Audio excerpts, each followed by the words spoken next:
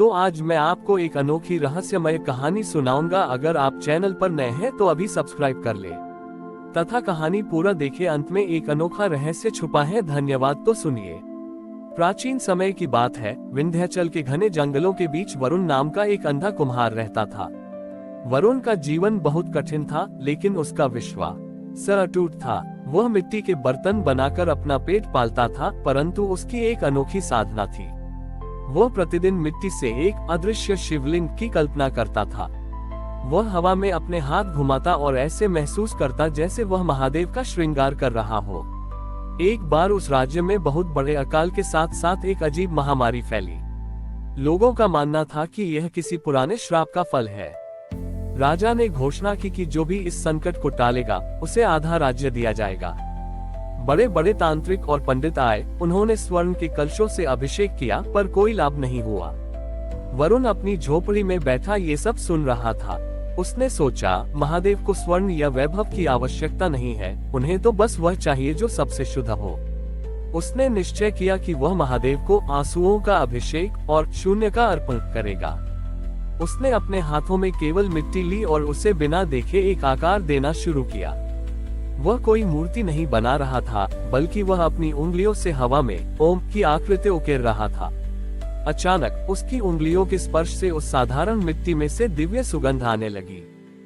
गांव के कुछ लोग उसका मजाक उड़ाने आए। अरे अंधे वरुण, तू हवा में क्या बना रहा है? यहाँ लोग मर रहे हैं और तू खाली हाथ हिला रहा है। वरुण शांत रहा। उसने उस अदृश्य शिवलिंग को अपने हृदय के पास रखा और पूरी करुणा के साथ महादेव को पुकारा। उसी क्षण आकाश में काले बादल नहीं, बल्कि एक दिव्य श्वेत प्रकाश छा गया। वरुण की आंखों के सामने अचानक महादेव प्रकट हुए। आश्चर्य की बात ये थी कि महादेव ने वैसे वस्त्र नहीं पहने थे जैसे चित्रों में होते हैं। वे एक साधारण श्रमजीवी के रूप में आए थे। उनके हाथों में भी मिट्टी लगी थी।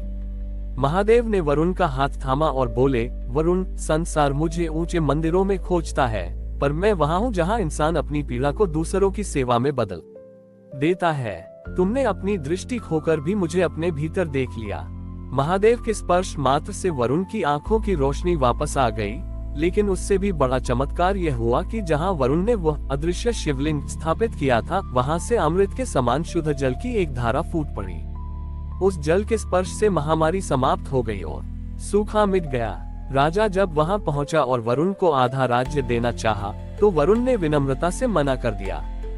उसने कहा, महाराज, जिसे महादेव का स्पर्श मिल जाए उसे किसी राज्य की क्या आवश्यकता। बस इस स्थान पर एक ऐसी शाला बनवाइए जहां लोग बिना किसी भेदभाव के सेवा करना सीखें। उस दिन से वह स्थान अमृतेश्वर के नाम से जाना गया। वरुण ने सिखाया कि महादेव को पाने के लिए आंखों की नहीं, उस आंतरिक दृष्टि की आवश्यकता है जो शून्य में भी अनंत को देख सके। महादेव वहां पत्थर की मूर्ति में नहीं, बल्कि वरुण के उस अटूट विश्वास और सेवा के भाव में आज भी वास करते हैं। वरुण द्वारा आधा राज्य ठुकराने के बाद राजा और प्रजा के मन में उसके प्रति सम्मान और भी बढ़ गया। लेकिन महादेव की लीला अभी बाकी थी। अमृतेश्वर के उस झरने के पास जो शाला बनी, वहां एक नया संकट आन पड़ा। उस क्षेत्र का एक बहुत ही विद्वान लेकिन तर्कवादी शास्त्रार्थ ज्ञाता आचार्य भास्कर वहां पहुंचा। उसे इस बात पर आपत्ति थी कि एक कुम्हार द्वारा बताए गए शून्य और सेवा के मार्ग को शास्त्रों से ऊपर क्यों माना जा रहा है। आचार्य भास्कर ने वरुण को शास्त्रार्थ के लिए चुनौती दी। उन्होंने कहा, वरुण, तुमने चमत्कार से महामारी तो रोक दी, पर क्या तुम ईश्वर के अस्तित्व को तार्किक रूप से सिद्ध कर सकते हो? बिना आकार और बिना मंत्र के कोई पूजा सफल नहीं होती। वरुण ने मुस्कुराते हुए आचार्य को उस झरने के पास बुलाया। उसने आचार्य से कहा, आचार्य देव, आप बहुत ज्ञानी हैं। आप इस झरने के बहते हुए जल को मुट्ठी में भरकर दिखाए। भास्कर ने प्रयास किया, पर पानी उंगलियों के बीच से निकल गया।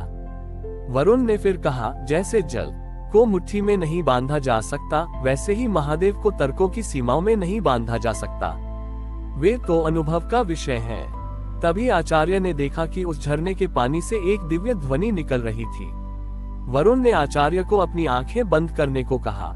जैसे ही आचार्य ने आंखें बंद की, उन्हें झरने के शोर में ओम का नाद सुनाई देने लगा। लेकिन एक अजीब बात हुई। आचार्य को महसूस हुआ कि उनके पैर जमीन पर नहीं, बल्कि अंतरिक्ष में तैर रहे हैं। वरुण ने एक कच्ची मिट्टी का दिया बनाया और उसमें बिना तेल और बाती के ही अग्नि प्रज्वलित कर दी। उसने कहा, आचार्य, यह अग्नि आपके भीतर के अहंकार को जलाने के लिए है। जब तक मैं अहंकार मौजूद है तब तक शिव केवल एक शब्द है। जिस दिन ये मैं शून्य हो जाएगा उस दिन आप स्वयं शिव हो जाएंगे। अचानक उस मिट्टी के दिए की लौ से महादेव की एक विशाल छवि उभरी, जिसने न केवल आचार्य भास्कर को बल्कि वहां उपस्थित हर व्यक्ति को यह अनुभव कराया कि वे सब एक ही परमात्मा के अंश हैं। आचार्य भास्कर का सार, तर्क और ज्ञान उस मौन अनुभव के आगे छोटा पड़ गया। उन्होंने अपनी पोथियां नीचे रख दी और वरुण के गले लग गए। उस दिन के बाद वह शाला केवल सेवा का केंद्र नहीं बल्कि मौन और अनुभव का विश्वविद्यालय बन गई। वरुण ने अपना पूरा जीवन मिट्टी के बर्तन बनाने और लोगों के मन से भेदभाव की धूल झाड़ने में बिता दिया। जब वरुण का अंतिम समय आया तो वह किसी मंदिर में नहीं गया बल्कि उसी झरने के किनारे मिट्टी में मिल गया। मान्यता है कि आज भी अमृतेश्वर झरने के पास जो कोई मिट्टी का एक छोटा सा ढेर बनाकर चुपचाप बैठता है, उसे वरुण की वह दिव्य बांसुरी जैसी आवाज सुनाई देती है जो कहती है, शिव कहीं बाहर नहीं, तुम्हारे भीतर के खालीपन शून्य में छिपे हैं। हमारी और भी आध्यात्मिक एवं अनोखी कहानियां देखने के लिए हमारे चैनल पर जाएं तथा धार्मिक एवं पौराणिक अनोखी कहानियां हमारे चैनल पर है। कृपया जाके देखें तथा हमारे चैनल को सब्सक्राइब करके रखें और वीडियो लाइक जरूर करें। धन्यवाद।